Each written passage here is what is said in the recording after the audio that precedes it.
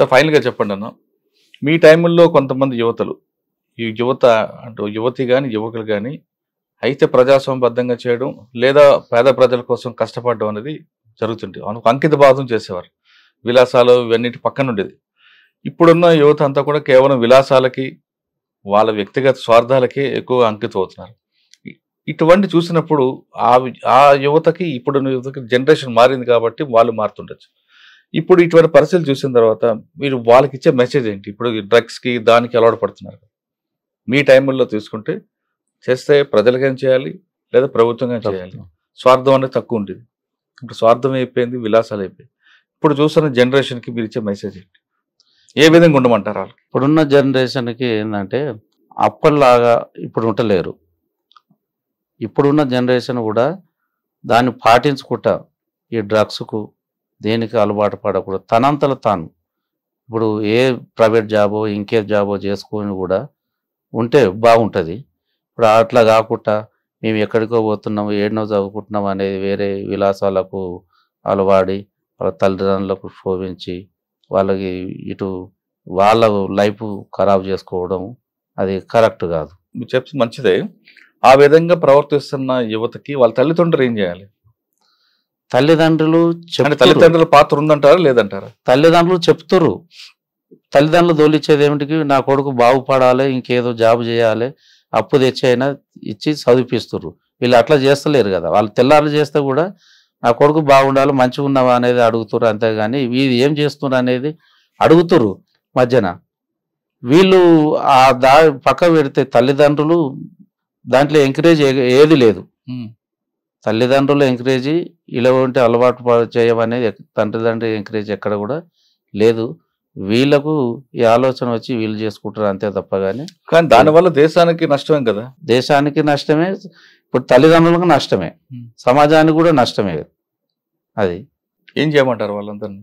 ఆ విధంగా ప్రవర్తిస్తున్న వాళ్ళు వాళ్ళంతా కరెక్ట్గా వాళ్ళది నన్ను ఎందుకు తోలుతున్నారు, ఏమిటి తోలుతున్నా అనే ఆలోచన ఒకసారి ఆలోచన చేసుకొని మనస్ఫూర్తిగా వాళ్ళు కరెక్ట్ పద్ధతిలో పోతేనే బాగుంటుంది. అన్న, కోనాపూర్ సాంబశివుడు మీతో పాటు పనిచేశారు. ఎందుకు బయటకు వచ్చారు ఆయన? అరెస్టా, సరెండర్ అంటారు? సరెండర్ అయ్యారు. వచ్చి అనేది రాజకీయంగా నిలబడదాం, ప్రజల్లో కలుద్దాం అనుకుంటున్న టైంలో మీ గ్రామంలో ఆయన హత్యకు గురవుతారు నయం చేతిలో. అసలు ఎలా జరిగింది? సాంబశివుడు హత్య ఎలా జరిగింది? సాంబశివుడు బయటకు వచ్చినాక కొద్ది రోజుల తర్వాత సంగం గ్రామానికి, అక్కడ మన ఒలిగొండ మండలానికి ఇట్లా వస్తే అందరూ కూడా మీరే పిలిపించారట కదా.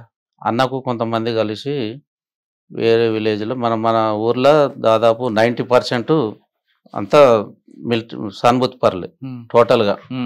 ఆ కాలంలో కూడా అప్పటి నుంచి అన్న ఉండేందనంటే, అన్న అందరు కలుస్తారు, అన్ని విలేజ్లో కలుస్తారు, మీటింగ్ పెడదామన్న, ఈ సంఘాలు కూడా చాలామంది జాయిన్ అవుతారు అనేది అన్నాడు మనతోటి. అంటే సరే అన్న, మీరు నిర్ణయించుకోరి, మరి మీరు ఏమంటారు అని అంటే, లేదన్నా ఒకనాడు సభ పెడదాము అనేది. అంటే డేటును అన్న కూడా ఫిక్స్ చేసి 2011 26 తారీఖు బహుశ అది నెల ఉంది. ఆ రోజు డేట్ ఫిక్స్ చేసినాం. రాములుండు, సాంబశివుడు, మేము ముగ్గురం కలిసే డేట్ ఫిక్స్ చేసినాం. ఆ డేట్ నాడు కార్యక్రమం చేసినాం. సాయంత్రం 4 గంటలకు కార్యక్రమం చేసినాం. కార్యక్రమం చేసిన అన్న వచ్చేసిండు, స్టేజ్ మీద వచ్చి చాలా నాయకులు కూడా వచ్చేసారు, మాట్లాడారు. అక్కడనే రాత్రి ఒక 11:30 అయింది. సభలో 11:30 అయింది. సభ అయిపోయినాక అన్న భోజనానికి మన ఇంటి దగ్గరనే భోజనం ఏర్పాటు చేసినాం.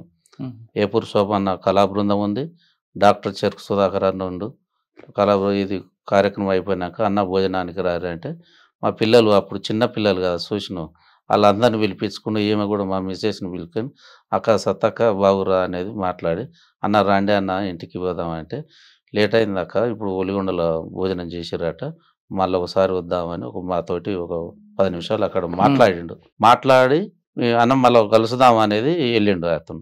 ఆయన వెళ్ళిన కొద్దిగా కాబట్టి ఆయన పోయినాక మళ్ళీ మేము కళాకాల బృందం, ఏపూరు సోమన్న బృందం, డాక్టర్ చెరుకు సుధాకర్ అన్న వచ్చి మనం ఇంటి దగ్గర అన్నం తింటున్న ఒక 10 నిమిషాలల్లా, అన్న సాంబశివుని మర్డర్ జరిగిందట ఇక్కడ గోకారం ఎక్స్ రోడ్ కాడ అన్న అనగానే మేము అంతా చేయి కడుక్కొని చెరుకు సుధాకర్ అన్న కారు వేసుకొని వెళ్ళిపోయినాం. అక్కడికి పోయే వరకల్లా మొత్తం గ్లాసులు వలిగి ఉన్నాయి. అక్కడ ఎవరు లేరు. మేము పోతేనే చెరుకు సుధాకర్ అన్న తిరుపతి అన్నకు ఫోన్ చేసిండు. డీఎస్పీకి ఫోన్ చేసిండు, ఎస్ఐకి ఫోన్ చేసినా ఎవరు కూడా లిఫ్ట్ చేయలేదు. పోకుండా అక్కడ ఒలిగొండ పోయినాం. ఒలిగొండ పోయే వరకల్లా భూపాల్ రెడ్డి హాస్పిటల్ వేసేసిండు. భూపాల్ రెడ్డి హాస్పిటల్ పోయే వరకల్లా మేము పోయి అక్కడికి చేరుకున్న క్రమంలో ఈ పేగులు మొత్తం బయట పడిపోయినాయి. బయట పడుకొని మేము పోయిన వరకు పోయి చూస్తుంటే అన్న నన్ను బతికించండి అన్న, అమ్మ నన్ను బతికించండి అనేది అంటుండు. ఆ ఒక్క మాటనే అన్న నన్ను బతికించుర్రి అన్న అని అనగానే చెరుకు సుధాకర్ నుండి ఏమంటే పేగులు డాక్టర్ కదా అతను, పేగులు లోపలికని ఒక కట్టు కట్టి అదే కర్ర వేసుకొని ఏడికి రావాలో మేము ఆ నైట్ అయింది కామినేని హాస్పిటల్ తీసుకొద్దామని వస్తున్నాం. భువనగిరికి వెళ్ళి రాంగ ఎట్లుంది ఏముంది అనేది అనేది గులుగుతుండు. ఇక్కడికి ఉప్పలు వీడికి సిగ్నల్ దగ్గరికి రాగానే చనిపోయిండు. ఉప్పలు సిగ్నల్ దగ్గరికి రాగానే అన్న మళ్ళీ సుధాకర్ అన్న ఇట్లుండి ఇట్లా చేయబెట్టి చూస్తే మళ్ళీ చనిపోయిండు. ఇక మనం ఎట్లా చేద్దాం అని అంటే చనిపోయినాక మళ్ళీ గాంధీలోకి తీసుకొని వచ్చినాం. గాంధీలోకి తీసుకొని వచ్చి గాంధీలో డెడ్ బాడీని తీసేసినాం. ఎంతమంది దాడి చేశారండి తర్వాత తెలిసి ఉంటుంది కదా? తర్వాత తెలిసిందంటే అందులో ఒక మారుతి చిన్నది వ్యాన్ వచ్చి ఊర్లో తిరిగింది అనేది తర్వాత రిపోర్టు సేకరించు. ఒక 5-6 ఉంటారండి. ఎలా చంపారట? ఆయన స్కార్పియోగా వాడతారు కదా? ఎవరు? సాంబశివుడు అన్న స్కార్పియో వాడారు కానీ ఇది మనోళ్ళు అని అన్న ఆపురా అని అనే వరకల్లా మన కార్యకర్తలు అన్న ఒక ఆలోచనతోటి ఆపిండు. దాంట్లో సడన్ ఆపంగానే ఎమ్మటే కత్తులు గిట్ట తీసి వేసేస్తాడు. అట్లా అయినా సీటు కిందకి పోయి 5 వరకల్లా సీటు కింద అయినా దేవులాడి వేసి చనిపోయిండు అనుకొని వాళ్ళు వెళ్ళిపోయారు. ఎవరు చేసిండ్రు? నయం మనుషులు. దీని తర్వాత మీకు ఏమైనా ఫోన్ చేశాడు నయం చంపింది నేనే అని? చేయలేదు. ఇక ఇట్లా మనం మొత్తం టోటల్గా కార్యక్రమం చేసారు కాబట్టి మమ్మల్ని కూడా పిలిపిస్తే ఎట్లా జరిగింది ఏం జరిగింది అనేది టోటల్గా మేము కూడా వివరించి చెప్పినాం. తర్వాత కోనాపూర్ రాములు గత జరిగిపోయిన కొద్దీ కోనాపూర్ రాములు కూడా ఈ తెలంగాణ పార్టీలనే కార్యక్రమం ఆయన చంపడానికి కూడా పాములు పంపించాడని ఉంది కదా ఇంటి దగ్గర.